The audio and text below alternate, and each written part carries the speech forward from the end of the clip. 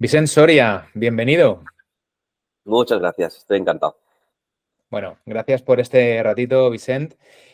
Para la gente pues que nos esté viendo, Vicent y yo nos hemos conocido hace poco, en realidad.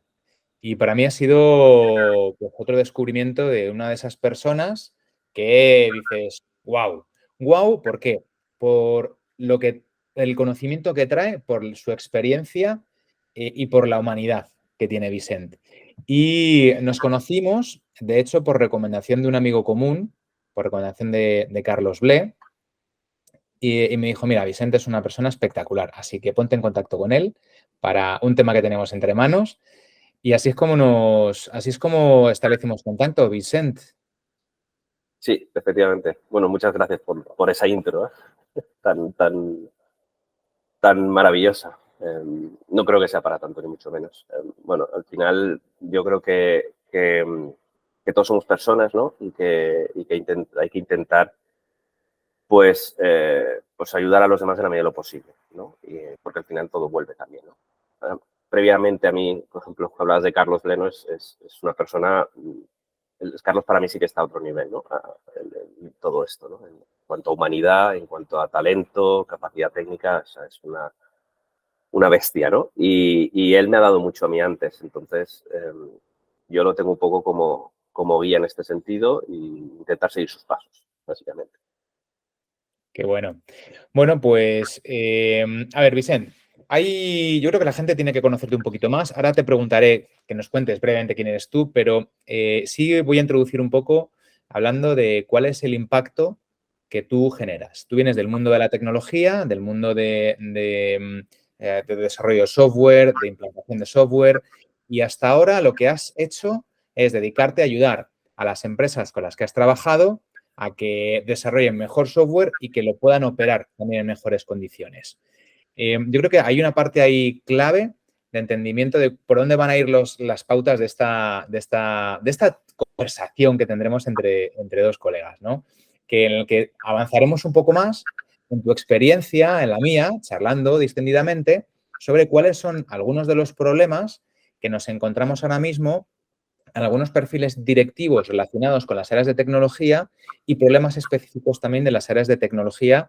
Y dejaremos algunas pistas también sobre cómo abordarlos, ¿no? Porque entiendo que estarás de acuerdo conmigo que al final los que prestamos consultoría, como es nuestro caso, el tuyo y el mío, vemos que se repiten, por suerte o por desgracia, las mismas cosas en el 95% de las empresas.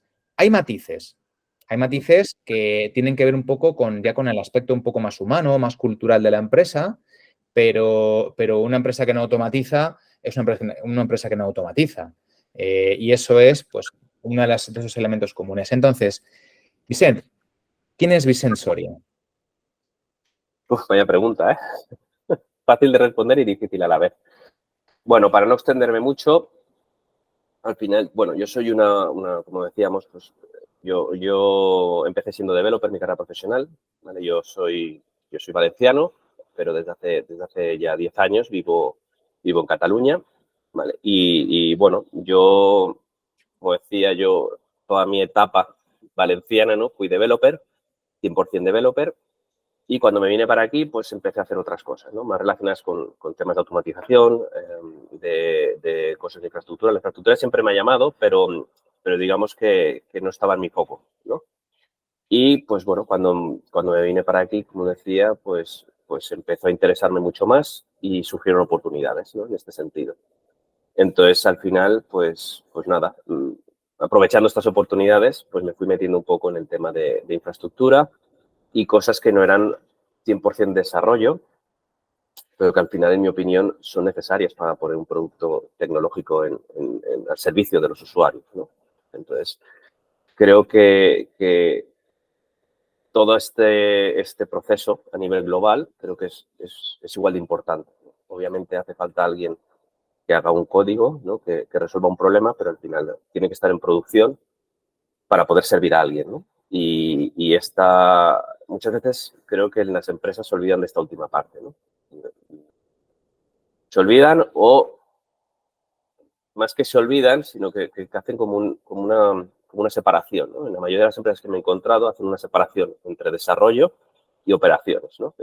Por todo esto surgió el tema, el movimiento este de DevOps y tal, ¿no? Pero creo que es muy importante intentar convertirlo todo en un uno, ¿no? Es decir, no está muy bien expresado así, ¿no? Pero al final creo que es importante poner el foco en todo, de punta a punta, ¿no? Entonces, bueno, como decía, esto ha sido algo que he aprendido un poco con el tiempo, ¿no? O sea, al principio, pues bueno, yo hacía mi código y alguien lo desplegaba y después me di cuenta de que era muy importante estar en todas estas fases, ¿no? Entonces, a partir de aquí, pues fui, digamos que me centré más en la parte de infraestructura, ¿vale? Porque, bueno, de desarrollo, no, obviamente no soy el mejor desarrollador del mundo, pero sí que digamos que tenía ya una base suficiente, en cierta manera, ¿no? Y me interesaba mucho profundizar en la parte de sistemas, ¿no?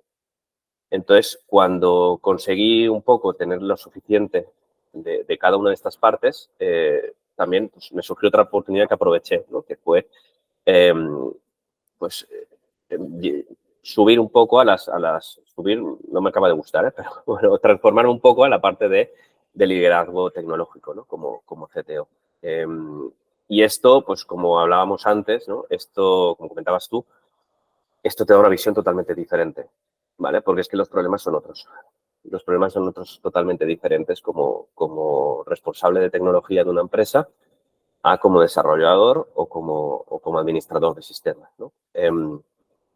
Porque ya aquí llegan otras cosas, ¿no? Llegan a nivel de tecnología también hay trade-offs, ¿no? Siempre hay que tomar decisiones, pero es que cuando estás en esta posición de liderazgo, esto es aún más fuerte, ¿no? Porque tienes que ver, que balancear un poco a qué vas a dedicar el tiempo, ¿no? Como developer dices, bueno, mi trabajo es hacer esto, mi trabajo es refactorizar código, mi trabajo es hacer tests, tal y cual, pero claro, cuando tienes que hablar con alguien que no sabe nada de tecnología, entender, o sea, que esta persona pueda entender qué impacto tiene no hacer ciertas cosas, a veces es muy difícil.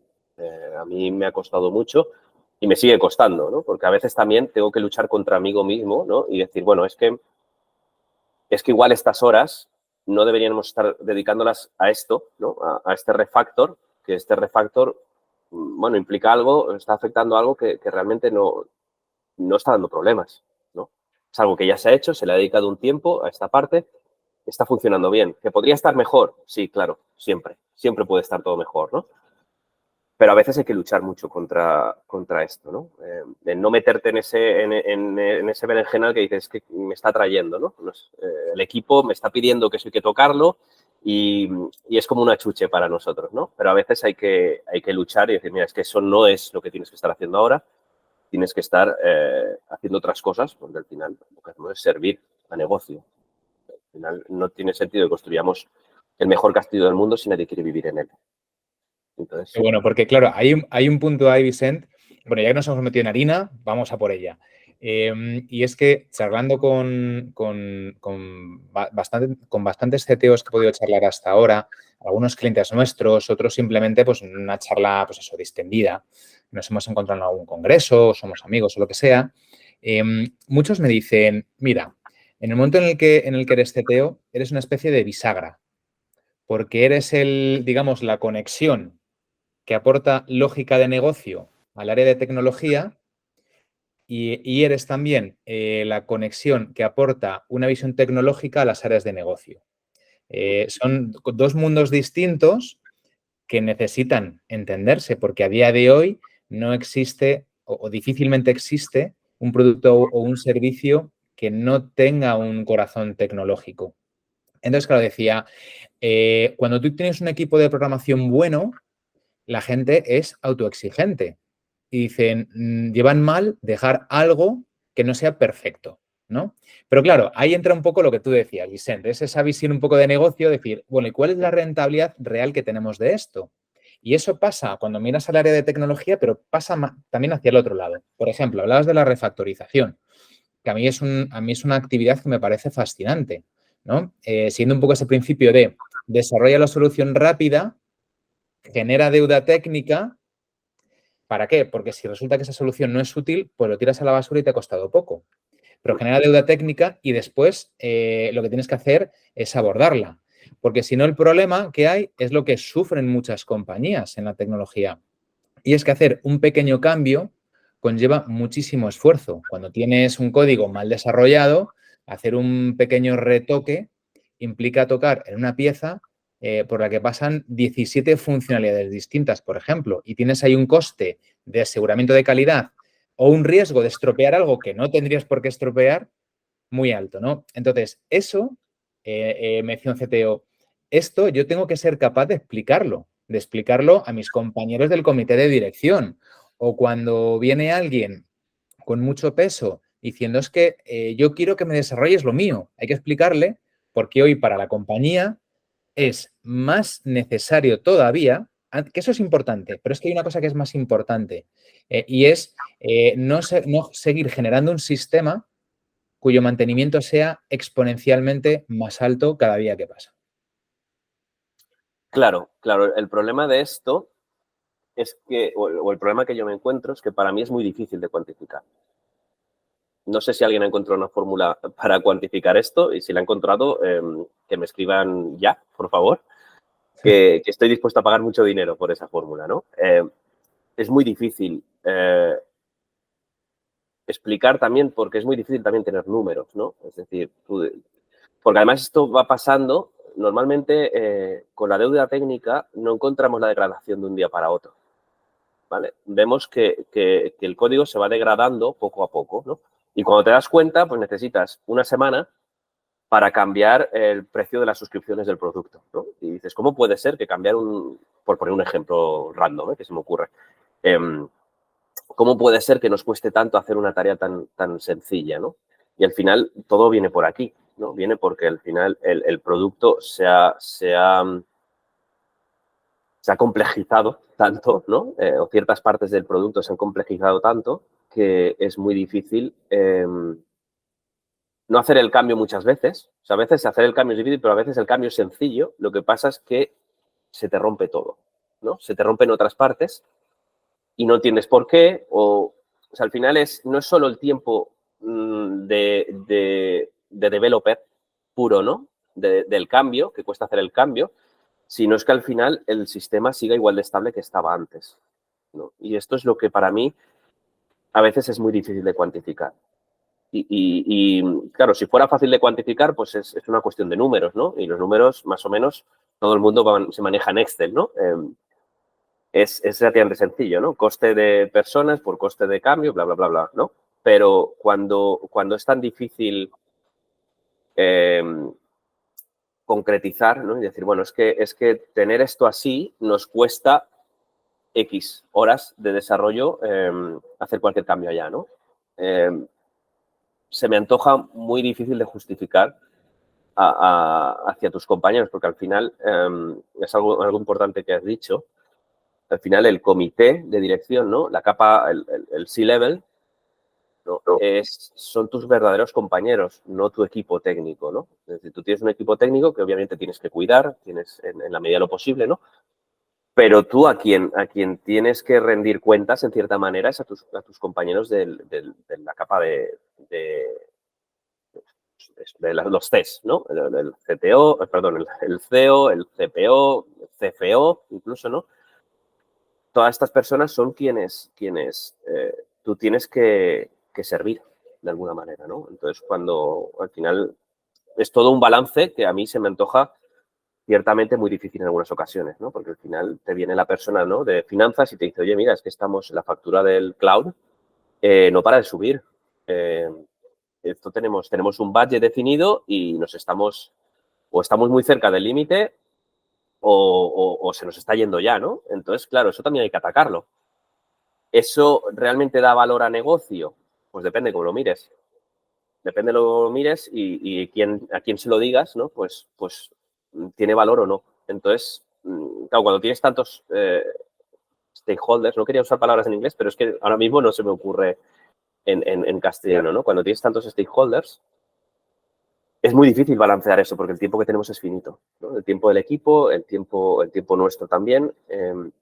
Entonces, se me antoja muy difícil balancear todo esto, pero al final, bueno, es parte de nuestro trabajo, ¿no? Es el trabajo más importante, en mi opinión, balancear y decidir a qué dedicamos el tiempo a cada paso, ¿no? O sea, a cada día. ¿A qué vamos a dedicar el tiempo hoy? ¿A qué vamos a dedicar el tiempo mañana? ¿A qué vamos a dedicar el tiempo la semana que viene, ¿no? Y todo esto cambia cada día casi, ¿no? O cada semana, ¿no? Hay veces que esta semana es prioritario esto, ¿no? O es que resulta nos ha entrado una incidencia porque se ha roto lo que sea, ¿no? Y hay un cliente que no puede trabajar con nuestra herramienta, ¿no? Con nuestro producto. Claro, todo esto son un montón de inputs que entran, un montón de entradas, ¿no? Y hay que gestionarlas todas, ¿no? Y esto se me antoja a veces, yo, como decía, bastante difícil. Me parece que me he dispersado un montón con lo que estábamos hablando. Bueno, pero está muy bien porque, a ver, estás poniendo encima de la mesa pues, bueno, pues problemáticas reales que tú vives como CTO y que otras personas también estarán viviendo como CTOs, ¿no? Lo que es un poco el paso, el tránsito de ser parte del equipo del área de tecnología a ser ya una persona del comité de dirección con lo que eso conlleva. Fíjate, quería preguntarte, para seguir un poco por esta vía, voy a compartir contigo algunas de las principales problemáticas que yo veo en las empresas cuando tenemos que hablar de las áreas tecnológicas, que son los siguientes.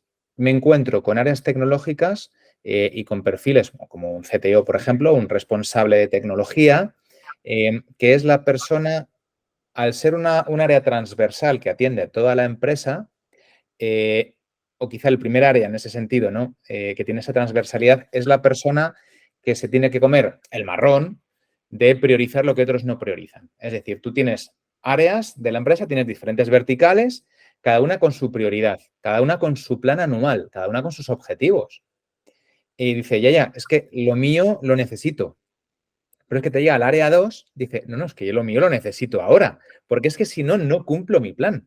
Y es que es normal que te lo planteen en esos casos, ¿no? De esa manera. Entonces, claro, al final el embudo cae por el primer contacto que hay con el área de tecnología. Y yo me he encontrado con directores que caminan encorvados de lo que les pesa la lucha diaria, no por algo que aporte mucho valor a la empresa, sino por tener que comerse el decirle a uno, a ti te hago caso ahora y a ti no te hago caso.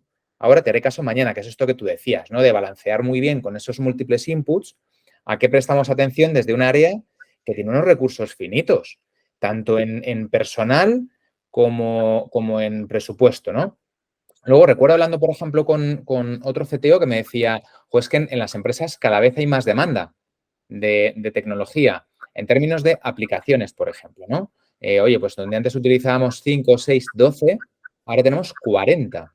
40, ¿por qué? Porque cada vez estamos más digitalizados nosotros internamente, pero es que también hay que prestar más atención a otros problemas que van surgiendo, como por ejemplo la ciberseguridad, que estamos viendo esto este año, como está habiendo ataques para robar datos que son confidenciales y que son problemáticos, ¿no? Que te roben, como pasa, por ejemplo, con Air Europa. Entonces, está habiendo cada vez como más frentes que tienen que ver con el aseguramiento de nuestros sistemas. Y eso también necesita de presupuesto y de profesionales preparados. Pero es que hay más problemas y es, bueno, estamos en un mundo que es cada vez más rápido, más demandante de velocidad de respuesta. Entonces, los paradigmas con los que se desarrollaba y se operaba el software antiguamente ya no valen. Yo recuerdo, por ejemplo, cuando entré en la empresa en la que yo conocí la agilidad, en el año 2011, hacía 2 despliegues al año. 2 despliegues al año. Claro, ahora dices, ¿cómo es posible eso? Bueno, pues todavía existen empresas así, que hacen esos macro despliegues mastodónticos que duran 2 días, porque si no falla una cosa, falla otra, se arregla, se pone, se hace un rollback, se vuelve a probar. Bueno, que es una tortura, ¿no? Y comentabas antes, claro, que para que tú tengas una velocidad buena, adecuada de respuesta, necesitas acelerar este tipo de procedimientos. Y eso se acelera por 2 vías. Por empezar a simplificar, a hacer con más frecuencia esos despliegues. Y pasa también por tener procedimientos cada vez más eficientes. Y eso, a su vez, se basa, en mi opinión, en 2 elementos, ¿no? En traer o sea, en romper esa separación entre el desarrollo y la operación, en unificarlo y, por otro lado, en invertir en automatización. Pero claro, no en automatización del funnel de despliegue solamente, sino en automatización del aseguramiento de la calidad. Es decir, nos tenemos que asegurar, y cuanto menos manualidad tengamos, mejor, de que cada nueva pieza que incorporamos a nuestro sistema funciona por sí misma y no provoca ningún fallo donde no, en otras cosas que ya están funcionando. Sí, sí, sí, Vaya, efectivamente. acabo de soltar, ¿eh? Sí, no, es que tienes toda la razón. En mi experiencia esto es así. Es decir, si no automatizas en todos los sentidos, va a ser mucho más lento. Me dicen, no, es que hacer test automáticos, ¿no? O test automáticos como muy general, ¿eh? Es decir, no solo hablo de test de código, sino también podemos hablabas antes de seguridad, ¿no?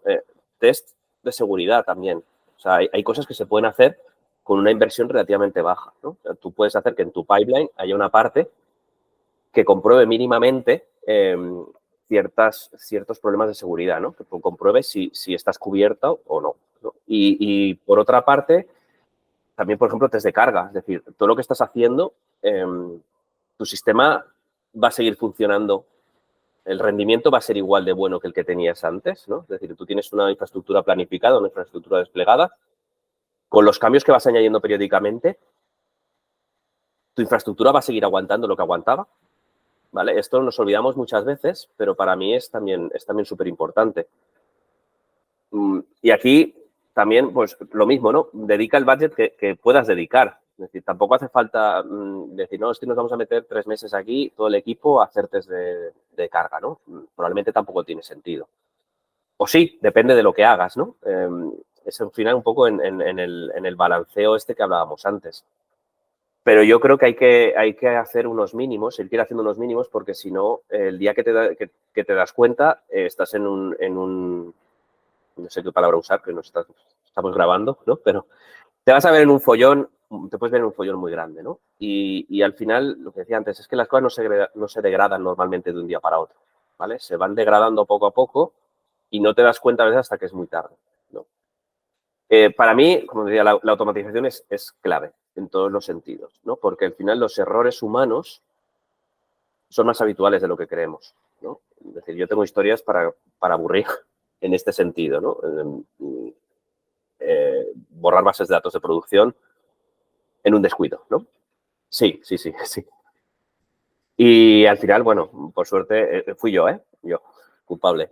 Yo borré la base de datos de producción sin querer y por suerte lo pude recuperar, ¿no? Yo solo hablo de mis pecados, principalmente, ¿no? Porque, bueno, y si hablo de pecados de otros, no hablo del pecado, solo del pecado, ¿no? Pero bueno, en este caso fui yo y conseguí restaurarlo relativamente rápido y tal.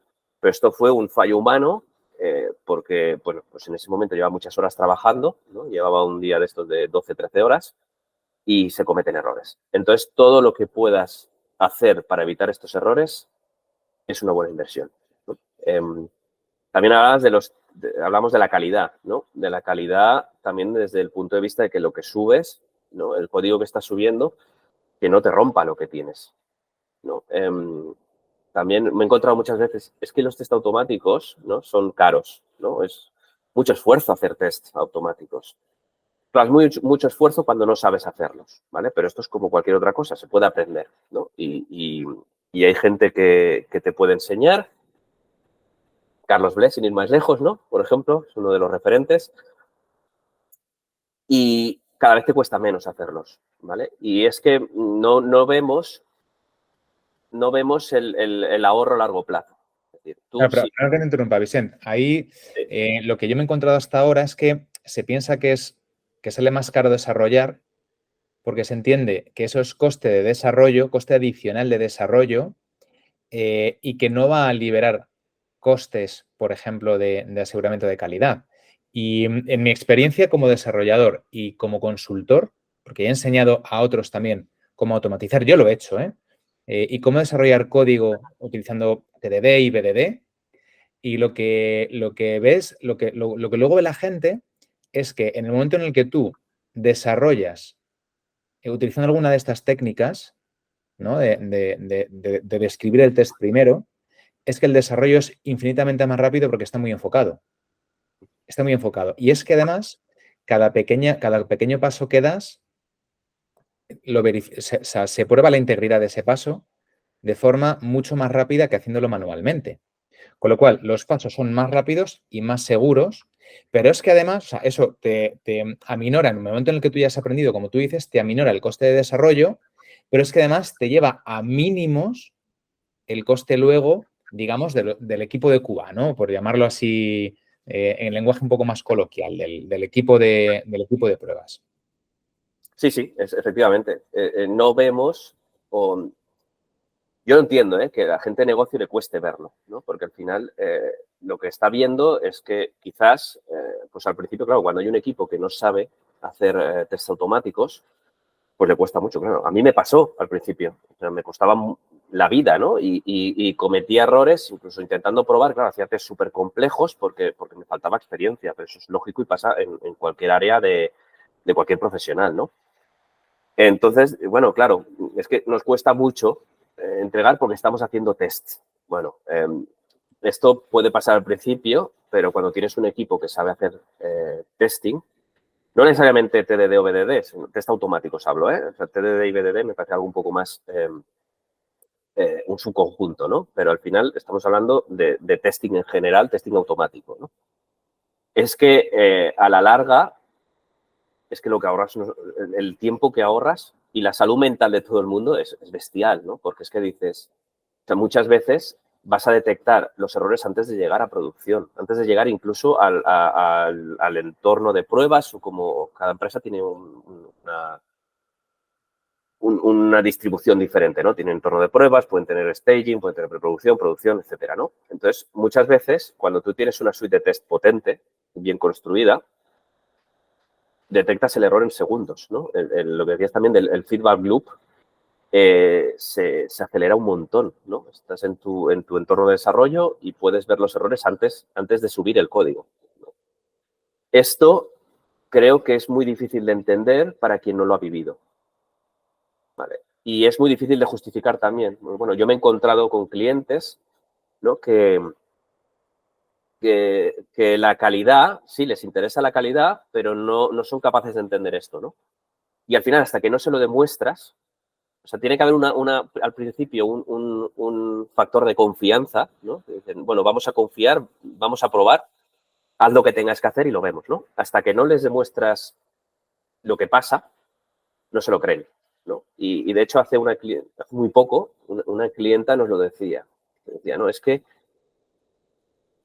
la calidad que entregáis no me lo creo, ¿no? O sea, me cuesta ver que entregáis y es que prácticamente no hay errores, ¿no? O sea, es que yo me he olvidado de hacer pruebas yo de lo que se entrega porque es que sé que va a estar bien. Claro, esto es...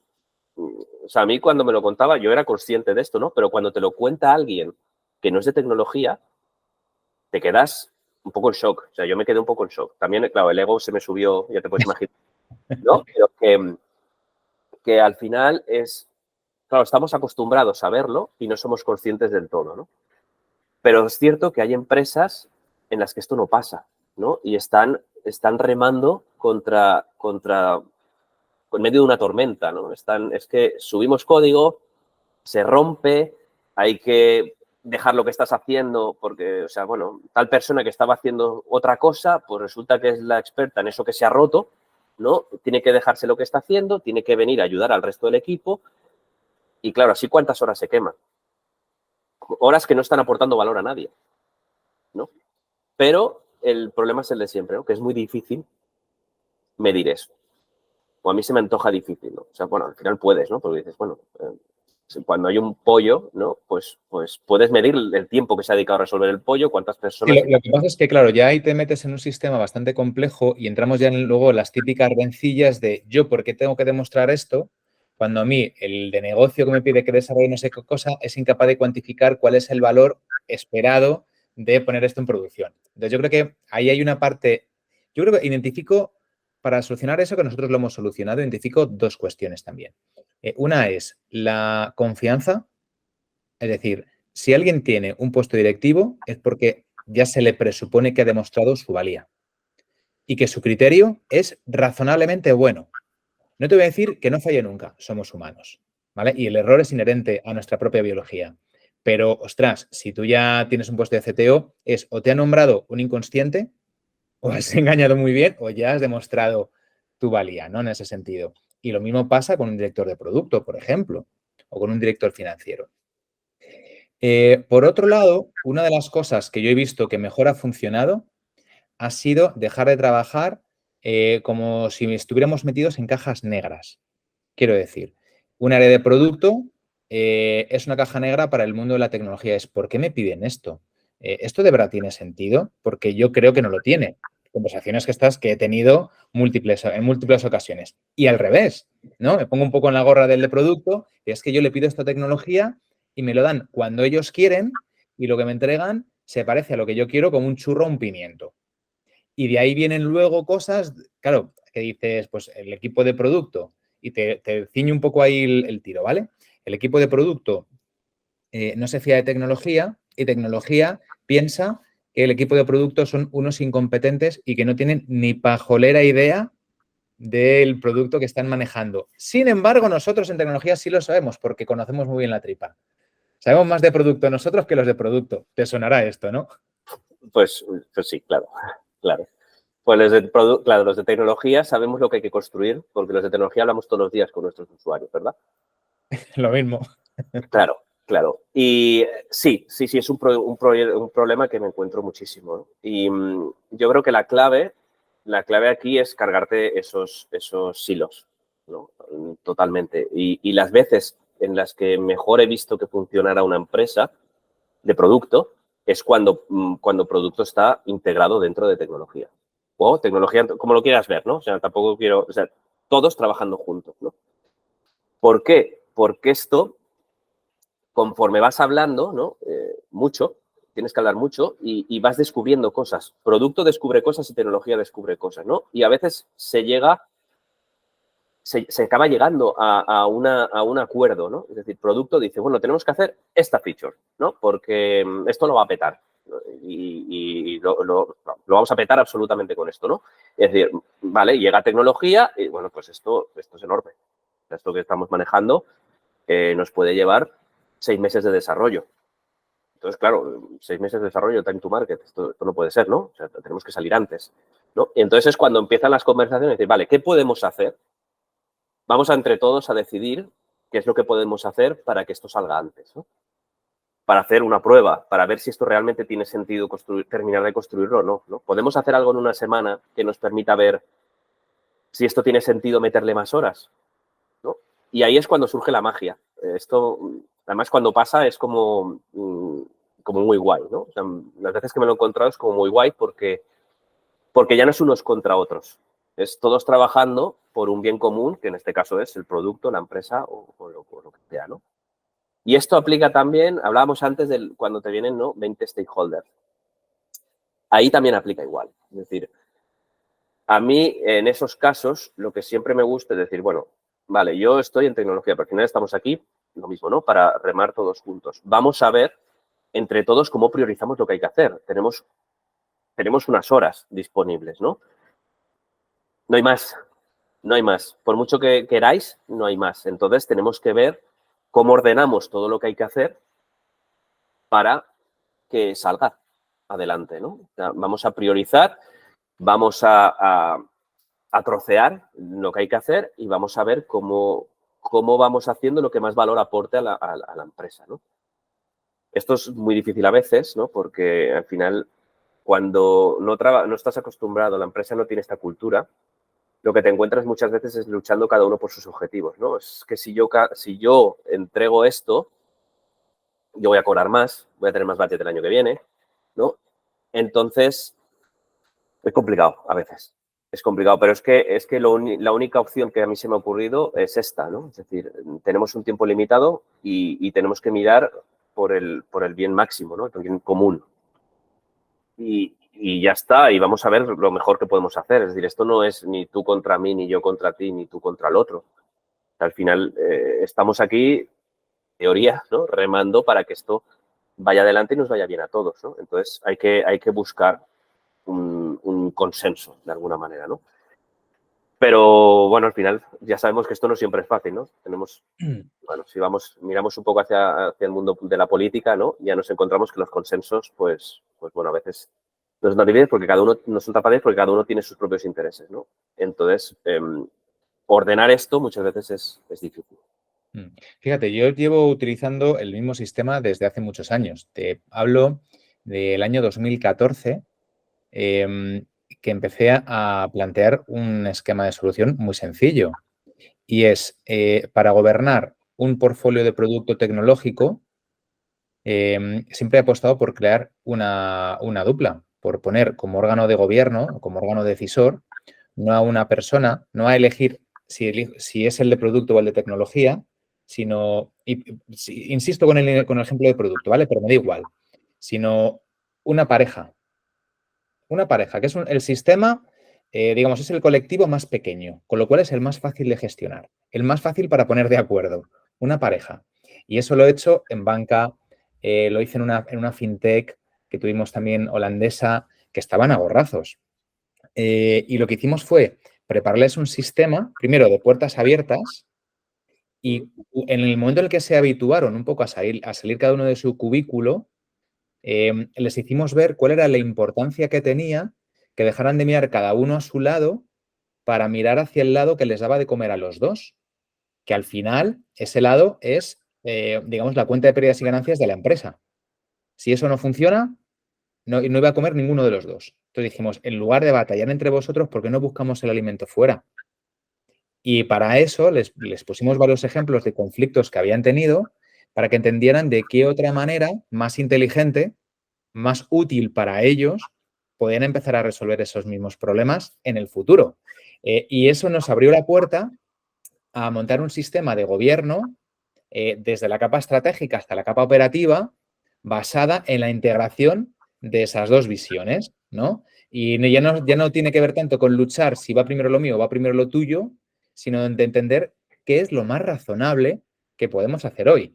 ¿Por qué? Porque para mí fue muy bonito cuando personas de negocio entendieron que para seguir desarrollando producto necesitaban hacer actualizaciones en la base tecnológica para seguir desarrollando producto de una forma más económica y más rápida, es decir, para seguir siendo competitivos de puertas hacia afuera. Había que cuidar mucho lo que tenemos dentro, ¿no? Pero también fue muy bonito ver cómo, en lugar de quedarnos un poco en esa autoexigencia, en esa búsqueda de la excelencia continua por la excelencia, a veces por el miedo al qué dirán de mí, ¿no? Del área de tecnología, también se metía una parte que hasta ahora no habían explorado, que es la de la coherencia desde el punto de vista del negocio, el por qué tengo que hacer esto ahora y por qué no puede esperar o por qué sí puede esperar, ¿no? Hasta ahora no hay ningún sitio y de verdad que lo hemos hecho 1000 veces, no hay ningún sitio en el que esto no haya funcionado. Es crear un órgano decisor en cada uno de los niveles, compuesto por personas de tecnología y personas de no tecnología, y abrir las puertas. Porque fíjate, cuando pienso en una empresa, no sé si te pasará a ti igual, pero yo pienso siempre en una casa. Pienso en un chalet, 3 plantas, ¿vale? El chalet tiene diferentes estancias. Tienes el salón, tienes la cocina, tienes habitaciones, puedes tener una guardilla, 300.000 millones de habitaciones, lo que tú quieras. Pero cada grupo está en una de estas estancias y las puertas están siempre cerradas. Entonces, tú entras y vas por los pasillos, pero nunca ves nada. La gente que está en una estancia no sale de ahí más que para irse del chalet o para entrar cuando es por la mañana, pero nada más. De vez en cuando se encuentran en la cocina cuando tienen que ir a comer, pero los que están en una estancia van en tribu, van en grupo a comer y luego van otros a comer en tribu y no hay tampoco contacto entre las tribus, ¿no? Nosotros lo que hacemos cuando trabajamos con una empresa y detectamos que ocurre esa problemática es empezar simplemente a abrir las puertas. Nada más. No hay que hacer cambios de, bueno, yo ahora me voy de esta estancia a esta, que son un poco cambios estructurales. No te falta. Abre las puertas y automáticamente la gente descubre que hay pasillos, que hay escaleras y que hay lugares que dices, ostras, esto yo no sabía que existía y por aquí puedo andar de verdad. y empiezan a andar, y empiezan a explorar. Y en ese andar, en esa exploración, se cruzan con personas de otra habitación que también están saliendo a hacer lo mismo. Y dicen, hola, hola, pues mira, yo soy Pepito. Ah, mira, yo soy Menganito. ¿Trabajas aquí? Ah, sí. Ah, pues mira, no lo sabía. Llevo aquí 10 años y no te conocía. ¿No? Ocurren magias que cualquiera que lo escuche dirá, bueno, esto es una estupidez, pero esto es un estándar que yo me encuentro en las empresas a las que voy, ¿no? Y en el momento en el que te empiezas a cruzar con otras personas que te cuentan su vida, que te cuentan su historia, empiezas a ver el mundo de una forma diferente, como cuando viajas, ¿no? No es lo mismo, tú sabes quién no ha salido de su pueblo y quién es una persona de mundo. Lo ves clarísimamente, principalmente por la apertura que tienen, ¿no? Por la apertura, por la curiosidad, por cómo plantean su vida, por cómo plantean el éxito. Y en las empresas pasa lo mismo. Entonces nosotros abrimos las puertas y empezamos a ver qué sucede. Y en cuanto ocurren interacciones entre las personas, empezamos a modelar el sistema en unos términos distintos.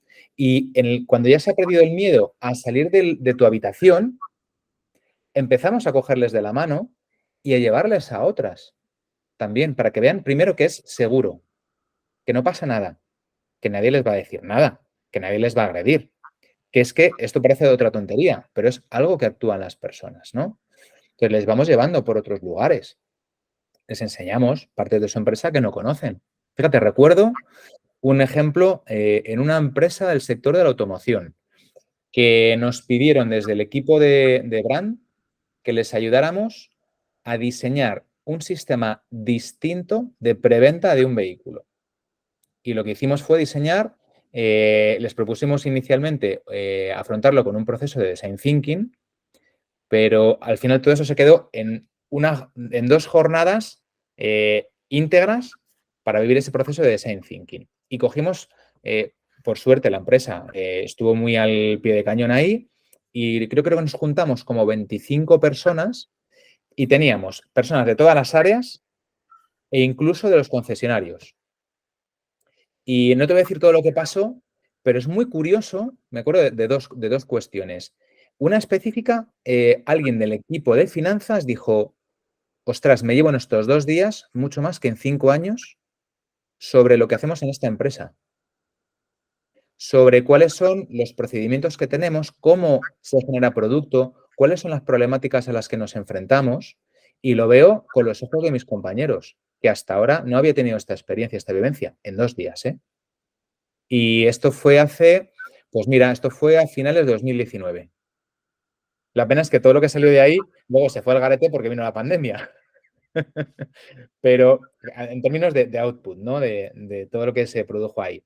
Es cierto que sembró las bases del nuevo procedimiento de preventa de vehículos en esta marca. Pero fue muy bonito porque, una vez más, te das cuenta que en el momento en el que sacas un poquito la cabeza de tu habitación, hay mucho mundo y se empiezan a entender el por qué pasan las cosas como pasan.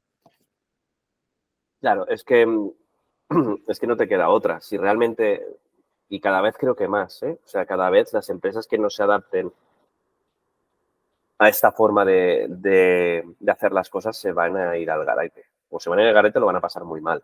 Porque es que al final, hacer las cosas así, de esta nueva forma, ¿no? Te da una ventaja competitiva bastante bestia. Lo que estabas comentando, claro, esto pasa mucho en empresas grandes. ¿Vale? En empresas grandes pasan casi en todas las empresas, ¿no? Pero en las empresas grandes especialmente, ¿no? Que hay gente que no sabe ni que está trabajando, ni quién es el de tecnología o quién está haciendo producto o lo que decías tú, ¿no? Del concesionario. Si no hablas, si no se habla, no todo el mundo habla, ¿no? Y el del concesionario, que al final es el que el día a día está vendiendo esto, no está ahí, te vas a perder un montón de cosas. Y tú en tu mente bueno, tu puesto que sea, ¿no? Tu mente de ingeniero, en mi caso, ¿no? Dirás, bueno, esto hay que hacerlo así porque es que es la forma más óptima, ¿no? O sea, objetivamente esto es lo más óptimo, ¿no? Porque la lógica indica que el camino es este. Exacto, exacto. Y te das un golpe que estás caído 2 semanas, ¿no? Por decir algo, ¿no? ¿Me entendéis?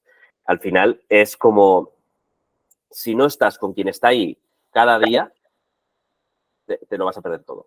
O, bueno, todo no, pero esto es que justo me pasó algo muy parecido también en una empresa de la automoción, ¿no? También parecido, bueno, en este caso era un poco organización de almacenes y tal, ¿no?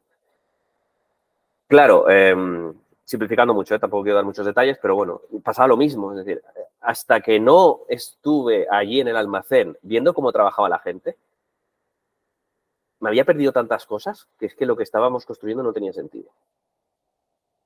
No tenía sentido. Bueno, tenía sentido, pero no estaba atendiendo la realidad. Es decir, si tú no vas allá, trabajas con la gente que está cada día haciendo eso, porque la gente que está haciendo cada día eso tiene un montón de información que tú no sabes, que no tienes ni idea de por qué se hacen las cosas ahora de la forma que se hacen, ¿no? Que se puede optimizar, seguramente se puede optimizar porque si se está haciendo un proyecto de esto es porque se ha detectado una deficiencia de algún tipo, ¿no? Pero como no escuches a la gente que está haciendo eso cada día, te vas a dar muchos golpes. Te vas a dar muchos golpes hasta el punto de que quizás el proyecto fracasa absolutamente porque estás montando algo que no tiene sentido en la realidad. Que no es útil. Que no es útil. Claro, que en tu pizarra blanca queda súper bien, pero que después en la realidad no sirve de nada. Qué bueno. Vicent, me gustaría ya acercarnos un poquito al cierre de esta entrevista y tengo dos cosas que me gustaría que me contaras. Por un lado, la primera es, ¿cuáles son, en tu opinión, los principales retos que tiene a día de hoy, o que tienen en general en España, ¿no? Las áreas de tecnología de las empresas que tú conoces, ya sea porque tú las hayas vivido en primera persona o porque tengas referencias de otras personas, y cuáles en ese sentido también los principales retos que tienen los CTOs a día de hoy. Uf, es que creo que hay muchos. Y creo que depende un poco del tamaño de la empresa en el que estés, ¿no? En el que esté esta persona. Es decir, no son los mismos retos un CTO, por ejemplo, de una startup, que son 3, ¿no? Que está intentando llegar al product market fit, ¿no? Que una empresa que lleva 20 años, que está facturando 100 millones de euros, que tiene un equipo de tecnología de 100 personas. Claro, creo que son absolutamente diferentes las necesidades de unos y de otros, ¿no? Por mi experiencia, quiero decir, por donde me ha llevado la vida, yo estoy más cerca de estas empresas pequeñitas, ¿no? Que están buscando el product market fit o que lo han encontrado, pero están un poco antes de empezar a escalar, ¿no?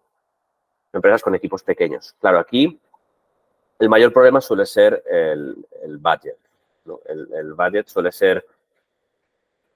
En este caso, me he encontrado muchas veces que como el presupuesto es un poco limitado, se contrata mucha figura junior. ¿Vale? Me he encontrado varias empresas que quizás el 90% del equipo técnico es junior. ¿Vale? Esto es un problema. Claro. No es un problema que haya gente junior. Estamos hablando que se prefiere contratar a 20 juniors que a 5 personas o 6 o 7 que sean, o sea, que tengan un bagaje ya, bueno y que sean muy resolutivas. Exacto, porque muchas veces cuando tienes el presupuesto justo, tú estás contando simplemente el presupuesto. Es decir, claro, es que yo con este presupuesto puedo contratar a 10 personas junior, ¿no? O 3 seniors, o 2 seniors, ¿no? Y dices, bueno, es que, claro, son más, seguro que sacan más trabajo, ¿no? O sea, seguro que me rinde más tener a 10 personas que a 2. No puede ser de otra manera, ¿no? Y claro, te das cuenta, bueno, a veces te das cuenta y a veces cuando te das, bueno, yo creo que siempre más o menos esto suele ser desde negocio, desde alguien, ¿no? Que no tiene experiencia en tecnología, que al final dices, claro, esto lo extrapolamos, ¿no? Lo solemos extrapolar desde una fábrica, ¿no? Es decir, si hay 10 personas apretando tornillos, vamos a sacar más coches que si hay solo 2 personas apretando tornillos, ¿no? Pero claro, esto en tecnología no funciona así. No funciona así, porque por diversas razones, ¿no? Al final, una persona con mucha experiencia, lo más probable es que consiga que te equivoques menos, ¿vale? Y si te equivocas menos, vas a hacer más cosas. Bueno, no vas a hacer más cosas, pero vas a hacer cosas más acertadas muchas veces, ¿no? Claro, con esto no quiero decir que no se tenga que contratar juniors, ¿eh? No quiero dar ese mensaje ni mucho menos, porque al final las personas con menos experiencia necesitan trabajar para poder conseguir esta experiencia, ¿no? Pero tampoco puedes dejar caer ahí a 10 personas que no tienen experiencia y esperar que te resuelvan el problema, ¿no? Y que crezcan profesionalmente, porque al final lo único que van a hacer es darse golpes. Necesitas ciertas personas con experiencia que puedan ayudarles, pueden mentorizarles, puedan hacerlas crecer, ¿no? Y cada vez serán más productivas en tu empresa. Bueno, y cada vez producirán mejor también, ¿no? Porque, claro, este es otro tema, ¿no? Cantidad versus calidad, ¿no? ¿Qué es lo que preferimos? Bueno, pues normalmente se tiende más hacia la cantidad que la calidad, ¿no? O sea, es que estamos a tope. Aquí el 100% de nuestras horas estamos produciendo, ¿no? Bueno, este es otro melón que no sé si quiero abrir ahora, pero es como, bueno, puedes estar haciendo muchas cosas, pero no hacer ninguna correcta, ¿no? Entonces, esto al final, yo creo que una persona con experiencia te va a ayudar mucho. Primero, vas a ver qué conversaciones tener con la persona que sabe qué construir, ¿no? O que sabe qué quiere construir o por dónde tienen que ir los tiros, ¿no? Y llegar a estos acuerdos, ¿no? Una persona junior muy probablemente te dirá que sí a todo, porque no tiene criterio para saber si eso es buena idea desde el punto de vista de tecnología o no. Entonces, esto yo digo, creo que hay que tener un balance, ¿vale? Yo digo, me he encontrado esto varias veces y empresas que después de 5, 6, 7 años con esta filosofía, ¿no? Esta forma de trabajar, esta cultura, se dan cuenta de que no es la vía, ¿no? Es decir, es que se nos rompe todo, es que es muy difícil que esto esté estable, no sé qué, no sé cuánto, y trabajan mucho, ¿eh? Y sí, sí, claro, seguro que trabajan mucho. Yo lo presupongo que la gente trabaja mucho, ¿no? Lo que pasa es que si no sabes un poco, no tienes una referencia que te diga, mira, esto tienes que hacerlo así, esto tienes que hacerlo así, tienes que meter monitorización por aquí, monitorización por allá, ¿no? Todas estas cosas que para un junior no son importantes, de hecho, probablemente ni siquiera sepa que eso se puede hacer, ¿no? Y aquí entramos también en el tema de testing, que hablábamos antes y tal, ¿no?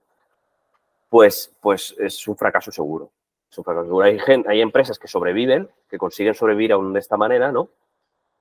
Pero, claro, cuando descubren lo que puede ayudarte una persona o un grupo de personas de más experiencia, les explota la cabeza, ¿no? Esto, además, recuerdo un caso muy concreto de una persona que me lo dijo. Dijo, claro, llevaban años con un equipo muy junior, ¿no? Y empecé yo a colaborar con ellos y tal y cual, y bueno, vamos a empezar a contratar gente un poco más senior, ¿vale? Y me dijo, pero es que no sé si tengo presupuesto.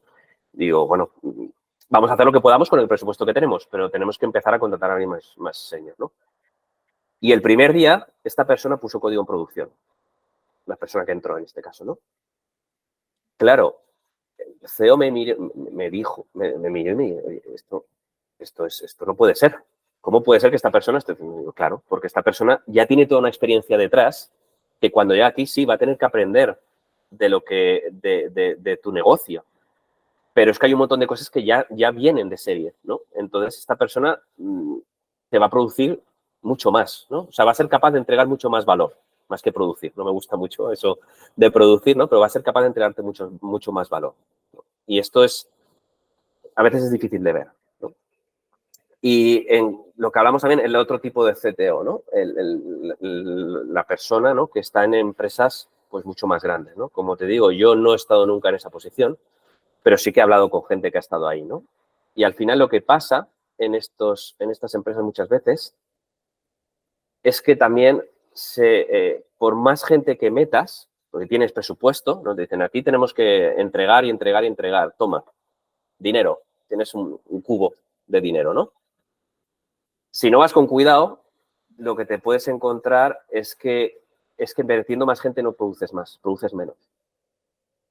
Pero ¿Vale? me decía en una entrevista que hice a Alex Ballarín, decía, si tú escalas y escalas con problemas, lo que vas a hacer es escalar tus problemas.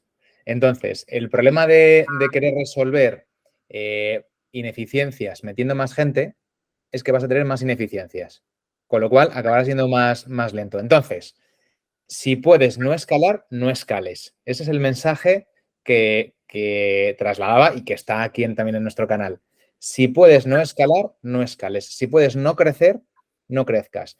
Y hace poco, fíjate, me pasaba también con un cliente que decían, es que se va muy lento, y esto lo decía un área de negocio, es que hay que meter más desarrolladores.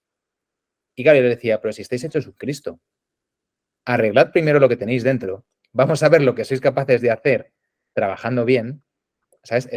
Organizándoos bien, y luego ya si acaso cuando esto esté ordenado, veremos si hace falta meter más gente, pero metamos gente en un sistema ordenado, porque si me lo metemos en un sistema caótico, el caos va a ser mayor.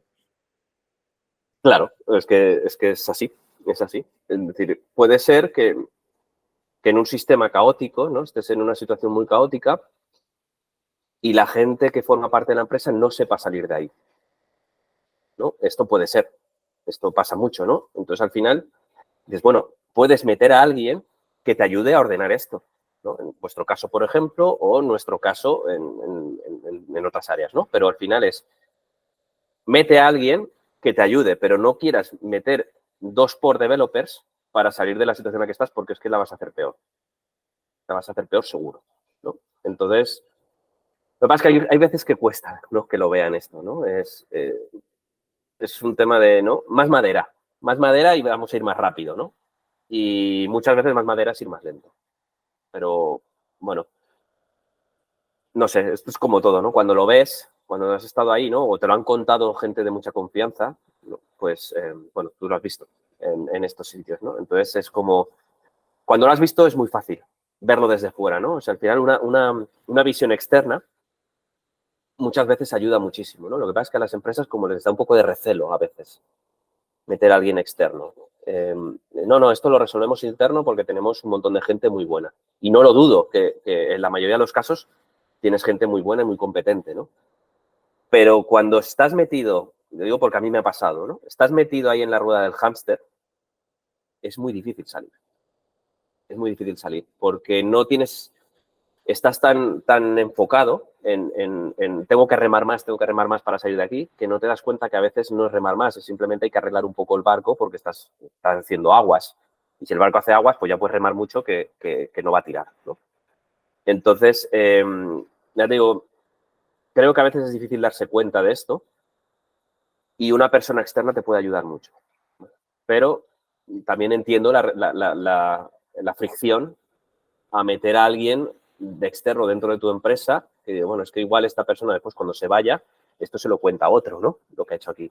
Pero bueno, al final, los que somos consultores tenemos esto, ¿no? Que al final lo que aportamos es ese conocimiento que hemos tenido de anteriores experiencias. Pero obviamente lo que no haces es contar los secretos, ¿no? De una empresa a otra empresa. Esto no. De hecho, yo te diría que quizá los consultores nos cuidamos mucho más de hacer eso porque nos quedaríamos sin clientes que el propio personal que también se cambia de empresa. Y eso, mira, hace poco leía un artículo sobre Fórmula 1 y bueno, cualquiera que siga un poco la Fórmula 1, cuando ve que hay un jefe de equipo que sale de una escudería y entra en la otra, se les mira con lupa porque saben que se llevan inteligencia de un sitio a otro, ¿no?